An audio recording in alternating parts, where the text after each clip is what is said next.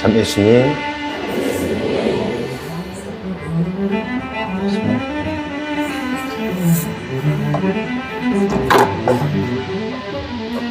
제 소개부터 하겠습니다. 저는 강원도 강릉시, 주문을 하면 뭐든지 재빨리 주문이 완료되는 어딜까요? 네, 주문 성당에 우리 황미영 신부님은 힘 넘치게 생기셨잖아요. 근데 저는 어떻게 생겼냐면 조촐히 생겼어요. 제 이름은 뭘까요? 맞습니다. 조철이 토마스 신부입니다. 반갑습니다.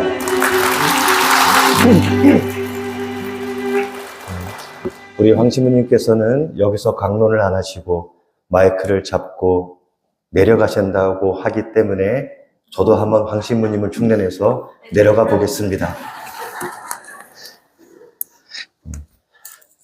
이렇게 강론을 해본 적은 없거든요.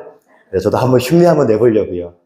우리 황 신부님은 저하고 서품 동기입니다.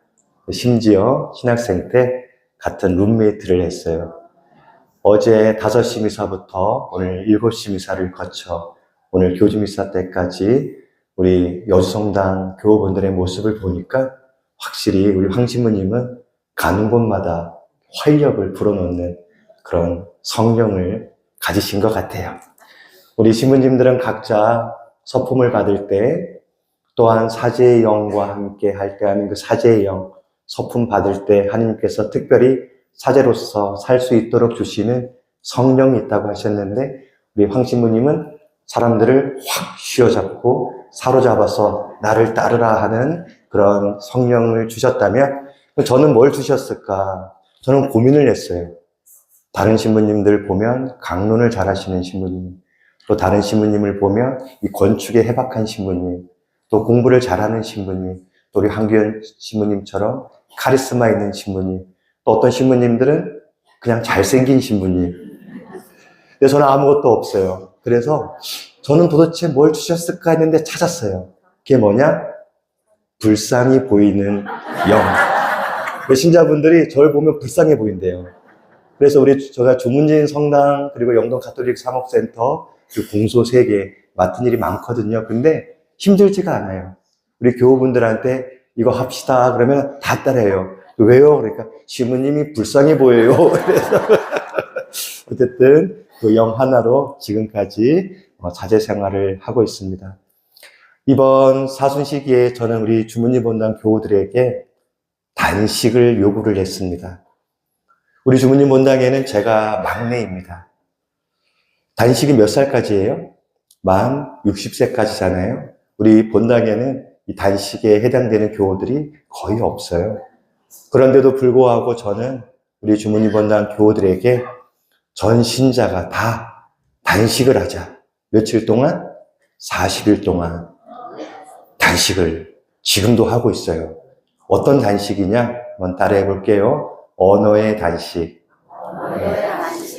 사순시기 시작하면서 예수님께서는 광야에서 40일 동안 단식하시면서 악마의 유혹과 싸우시잖아요. 저는 우리 교우분들에게 40일 동안 우리도 예수님처럼 단식하자. 그런데 곡기를 끊는 단식이 아니라 내 말, 누군가에게 상처 주는 말, 누군가를 핥히는 말, 그 언어를 단식하자. 그래서 저희는 지금 열심히 단식하고 있습니다. 우리 여주성당 교우분들도 이제 사순시기 중간쯤 지나오면서 여러분들도 이 단식에 함께 동참해 주시겠죠? 네. 우리는 너무나 많은 말들을 마음에 품고 살아요. 말이 넘칩니다. 내 안에 그 말을 담을 수가 없어서 내 입 밖으로 뛰쳐나온 그 말이 상대방의 마음을 찌르고 상처를 줍니다. 요즘 젊은 사람들은 이런 표현을 쓰더라고요. 긁다. 저 사람의 말이 나를 긁었어. 들어보셨어요, 이 말? 못 들으셨구나. 제가 좀 젊게 사나 봐요. 이런 말들을 많이 써요. 긁혔다. 핥히고 지나갔다라는 거죠. 어떤 느낌인지 아시겠죠? 남편의 말 한마디, 아내의 말 한마디, 시어머니, 또 본당 공동체에서 누군가가 나에게 던진 말 한마디가 나를 핥히고 나를 긁고 지나가는 거예요. 사순시기는 누군가를 핥히는 그 말을 잠시 멈추는 것. 우리는 말을 통해서 상처를 받고 말을 통해서 상처를 주지만 사실 상처를 받아요. 아무리 기도를 많이 하는 신자분들도 보면 이 말에 서툽니다. 그리고 우리는 늘 내가 어떤 말을 했는지는 기억하지 못하고 저 사람이 나에게 상처 준 말만 생각하죠. 근데 사순시기는 일단 나를 돌아보는 거예요. 내가 뱉은 말이 나에게 천국이 되고 내가 뱉은 말이 나에게 지옥이 돼요. 저 사람이 나에게 뱉은 말이 나에게 천국이 되고 지옥이 되는 것이 아니라 결국 보면 내가 침묵하지 못해서 내가 단식하지 못해서 그냥 내뱉은 말이 그게 나에게 축복과 저주가 되고 천국과 지옥이 돼요. 이번 사순시기는 잃어버린 내 자신을 찾는 여정이에요. 그래서 우리는 단식도 하고 기도도 하고 자선도 하고 잃어버린 기쁨을 찾아서 떠나는 여행입니다. 예수님의 십자가의 길도 결국 그 마지막에는 부활의 영광, 부활의 기쁨이 있어요. 우리는 자꾸 잊어버려요. 희생하고 봉사하고 극기하는 가운데 왜 내가 이렇게 희생해야 되나?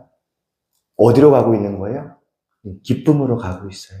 영광으로 가고 있어요. 이것을 알려주기 위해서 사순시기 한가운데 이렇게 잊지 마라. 우리는 지금 기쁨을 향해서 달려가고 있다. 장미주일이 있는 거죠. 오늘 복음 말씀으로 한번 들어가 보겠습니다. 루카복음 15장 너무나 유명한 비유죠. 어떤 아버지에게 아들이 둘이 있었습니다.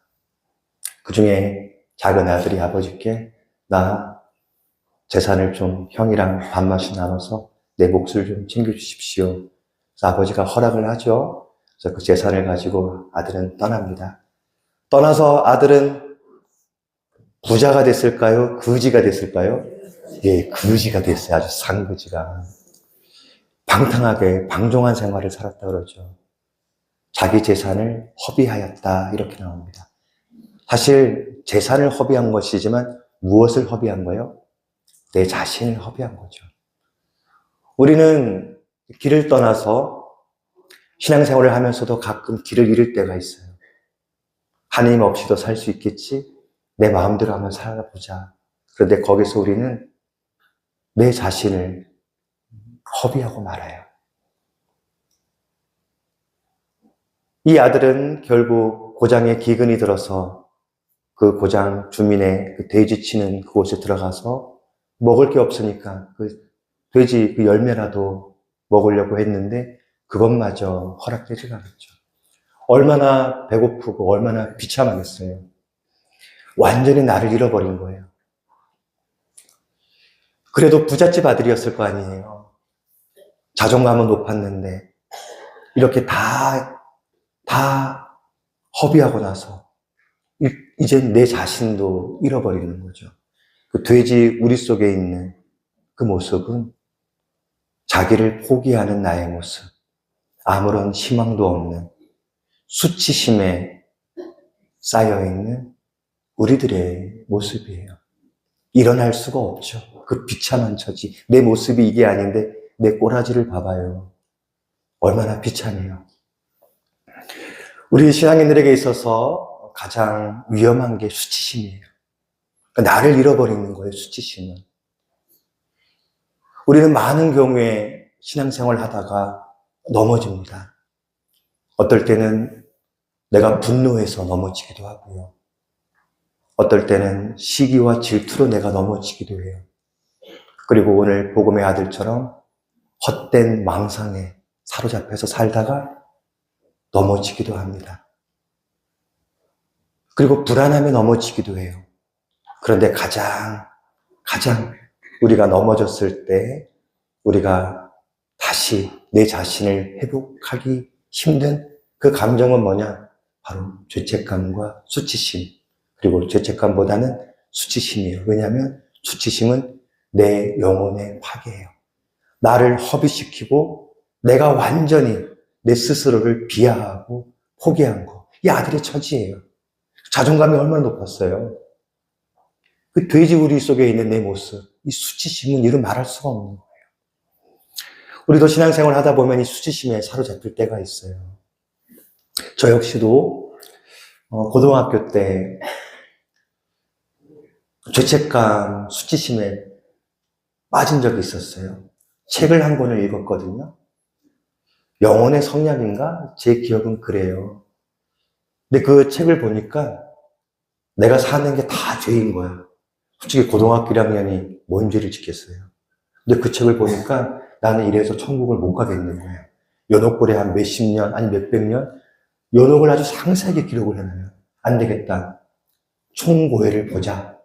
결심을 했어요. 내가 지금 총고회를 보고 이 수치심으로부터 내가 벗어나자. 내가 이 죄책감으로부터 벗어나자 해갖고 제 여동생 꼬시고 학생의 친구들 꼬셔서 제가 집이 강릉이거든요. 고해성사 보러 가자. 차마 본당 신부님한테는 고해성사 못 보겠어. 그럼 날 알아보니까. 그래서 어디로 가냐면 지금 제가 있는 주문진으로 왔어요. 주문진으로 가자 그랬어요. 한 30분 걸려요. 강릉에서 주문진까지가. 왜 갔을까? 소문에 주문진 성당 신부님은 외국 신부님이다. 한국말을 못 알아들 거다. 그래서 친구들을 꼬셨어요. 야, 우리 가서 다 청구해보자. 그래가지고 버스를 타고 딱 갔는데 신부님이 딱 보자마자 어디서 왔어요? 그러는 거예요. 나 강릉 사람이래요. 그랬는데 성사를 보는데 한국말을 너무 잘 알아듣는 거예요. 그래서 제가 제일 먼저 청구해야 하고 그 다음에 이제 뒤에 친구들한테 얘들아 망했다. 주님이 한국말 우리보다 더 잘하신다 그랬어요. 근데 그때 내 마음에 들었던 어린 나이의 그 수치심. 넘어지면 일어나기 힘들죠. 왜 그랬을까? 그런 책들을 보면서 우리는 가끔 죄책감에 빠져요. 성당에 못 나오는 이유가 이 고해성사 보기가 많이 두렵거든요. 근데 옛날에는 왜 그렇게 두려움을 심어줬을까? 그래서 오늘 루카복음만 봐도 우리 하느님은 거기에 묘사된 아버지가 우리 하느님의 모습이잖아요. 어떤 분으로 나와요? 자비로우신 분으로 나오잖아요. 근데 우리는 늘 하느님께서 우리를 벌 주시고 연옥불에 떨어뜨리고 그러한 하느님을 바라봤을 때 우리는 늘 죄책감과 수치심. 그래서 내가 넘어졌을 때 아버지께서 나를 벌하시겠지? 나를 가만히 놔두지 않겠지? 거기에서 우리는 주저앉고 마는 거예요. 그런데 오늘 이 아들이 정말로 큰 수치심. 얼마나 창피해요. 그 돼지 냄새 나는데 그것도 못 먹고 비참한 처지잖아요. 네, 한번 따라해 볼까요? 그제야 제 정신이 들어. 네, 그게 여기서부터 반전이에요. 그제야 제 정신이 들어. 아들은 그때 제 정신이 든 거예요. 회개는 뭐냐? 제 정신이 드는 거예요. 회개는 뭐냐? 정신 차리는 거예요. 내가 넘어져 있는 이 자리에서 비로소 제 정신이 들어. 그 다음에 따라해볼까요? 일어나 아버지께로. 예, 거기서 일어나는 거죠. 제 정신이 들어서 일어나서 아버지께로. 우리 이렇게 생각할 수 있어요. 그래도 옷은 어디서 좀 구해서 입고 가야 될 텐데 아버지께로 가야 되는데 좀 샤워는 하고 가야 되잖아요. 그런데 그렇지 않아요. 그냥 돼지 냄새 나는 그 모습 그대로. 내가 하늘과 아버지께 죄를 지었습니다. 뭐예요? 그냥 나의 비참한 처지 그대로를 그냥 아버지께로 향하는 거죠. 우리는 내 자신을 자꾸 덕지덕지 나를 꾸미려고 그래요. 지금 아들은 아버지를 떠나서 나의 품위를 온전히 잃어버렸잖아요. 아버지께 가는 길이 얼마나 자존심 상했겠어요. 하지만은 아들은 거기서 제정신이 들어서 그냥 있는 그대로 나 죄를 지었습니다. 라고 가면 되는 거예요. 우리도 마찬가지예요. 나 조금만 더 회개하고 오겠습니다. 아니에요. 그냥 있는 모습 그대로 정신을 차리고 일어나서 먼지 묻은 그대로 아버지께 가는 거예요. 왜? 아버지는 어떤 모습이셨어요? 멀리서 보고 있었잖아요. 기다리셨던 거죠. 그리고 아들을 보자 입 맞추고 껴안고 그리고 옷을 입혀주고 가락지도 끼워주고 신발도 신겨줘요. 그게 뭐냐? 아들에 대한 품위를 다시 회복시켜주는 거예요. 여러분들 고해성사 왜 봐요? 우리는 고해성사 볼 때마다 우리가 세례성사 때 받은 하느님의 은총, 우리 천주교 신자로서의 품위, 하느님 자녀로서의 품위, 우리는 그거를 내 스스로가 허비하고 살잖아요. 그런데 우리가 있는 모습 그대로 그냥 고해소에 들어와서 나 이 모습 그대로 이렇게 죄를 지었네요. 그러면은 하느님께서 우리의 죄를 용서해 주시고 우리의 품위를 회복시켜 주신다. 옷도 입혀 주시고 가락지도 끼워주고 신발도 신겨 주시고 그리고 나서 아버지는 이렇게 말합니다. 죽었던 아들이 살아왔고 잃었던 아들을 되찾았다.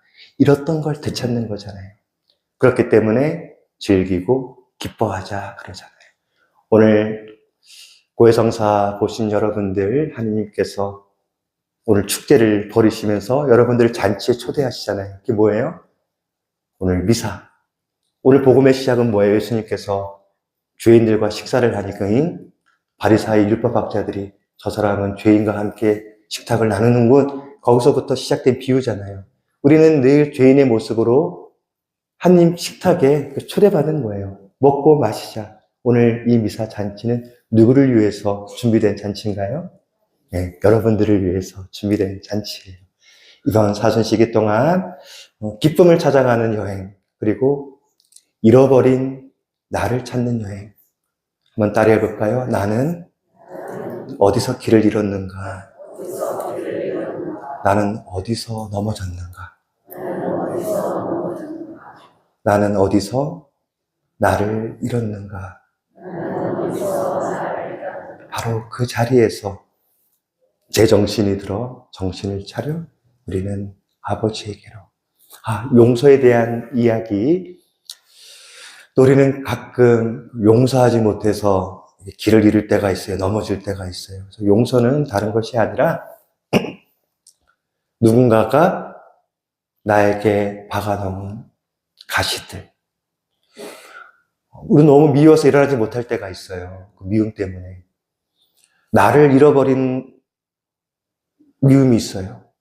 정말 내 가슴 깊이 박혀있는 미움. 나를 빼앗아간 그 사람이 있어요. 근데 용서는 뭐냐? 한번 따라해 볼게요, 이것도요. 누가 나에게 박아놓은 못을 내 스스로 빼어내는 거.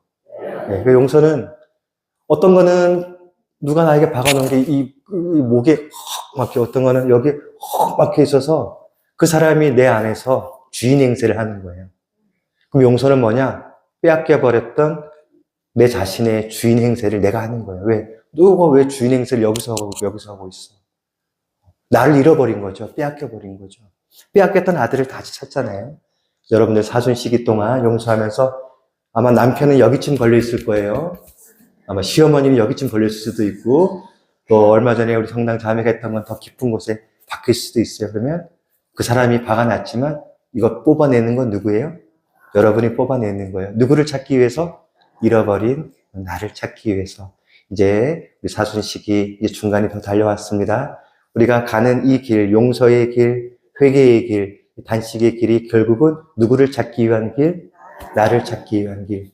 잃어버린 나의 기쁨을 회복하는 남아있는 사순 시기가 되기를 기도드립니다. 아멘.